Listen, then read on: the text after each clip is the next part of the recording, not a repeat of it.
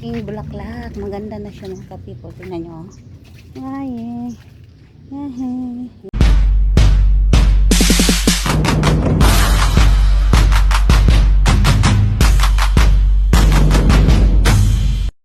di na ako nakabidyo kay na mga ka-people.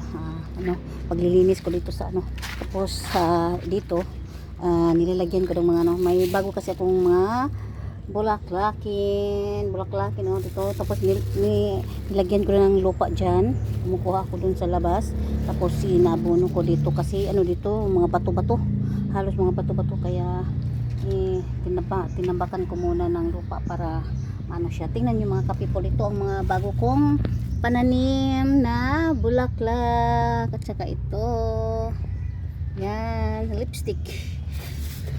Mo, ito yung maganda talaga mga ka-people. Yan, maganda siya, magandang yan. Saka ito, marami pa raw doon sa kanila. Yan yan. Saka ito maganda ito to. So na ilang araw na ako mga ka-people, ilang araw na bago ko na tanim kasi may nilalagad ako. Tapos ito yan, na siya. Nagyan. Saka yan, di ba? Maganda siya. Hindi siya ordinary na San Francisco, di ba? Yan. Maganda siya. At saka ito, ay napakaganda talaga nito mga ka-people. Kaya nasira lang yung ng dahon niya. Pero napakaganda talaga nito mga ka-people. Nakita ko talaga ito sa personal. Yung malaki na yung niya. Saka yan. Ganda ng San Francisco mga ka-people.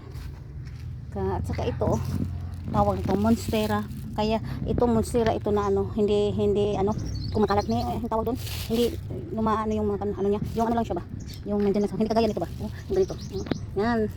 At saka ito pa yung isa, diba, dalawa siya. At saka yung tawag na gabi-gabi na raw yun, yung basta hindi yung simpleng gabi-gabi tawag nila doon. Yan. Ito ang naitanim ko kainang umaga. Hindi na ako nakapag-video kaina kasi masyadong busy mga ka-people. Kaya ito na lang yung ko. At saka nililinis ko yung saging namin. Hindi pa ako tapos.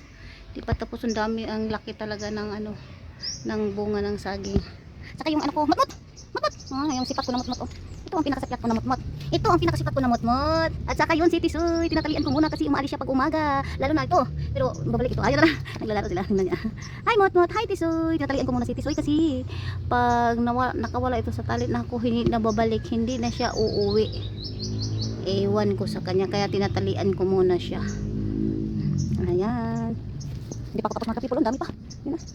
Yan ang gilid ng bahay namin. Ayan. Paano muna tayo ng tanim mga ka-people? Ayun. Ito yung malaking kahoy sa likod ng bahay namin mga ka-people. Gilid-gilid pala ng bahay namin. Ayan. Napakalaking kahoy mga ka-people. Laki-laki talaga niya. Kaya palagi natin ito nagpumuputol dito, nagbabaytim na kung sino puputol dito. Andito naman sa namin, sa bakuran namin. Dito na naman siya. Yan. Kaya ito yung maganda na aking bulaklak. Maganda na siya mga ka-people. Tingnan nyo.